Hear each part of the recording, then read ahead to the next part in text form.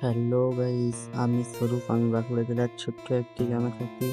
আজ আমরা একটা ছোট্ট মিনি গল্পে তোমাদের সবাইকে স্বাগতম।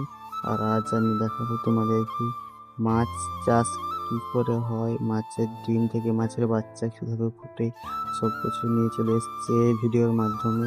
তো তোমরা আমার ভিডিও যদি কাউকে ভালো লেগে থাকে অবশ্যই লাইক কমেন্ট শেয়ার করবে। আর এই গোল গোল রাউন্ডিং দেখতে পাচ্ছ, এখান থেকেই মাছের ডিম থেকে বাচ্চা তৈরি হয়।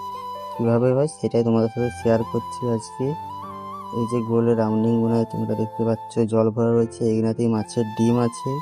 এই ডিম গুনা 3 দিন পর ডিম থেকে বাচ্চা হয়। দেখতে পাচ্ছ এগুলাতেই ডিম থেকে বাচ্চা ফোটা হয়ে গেলে সেগুলি তারপরে বাইরে পাচার হয় ট্রান্সফার দূরে দূরে।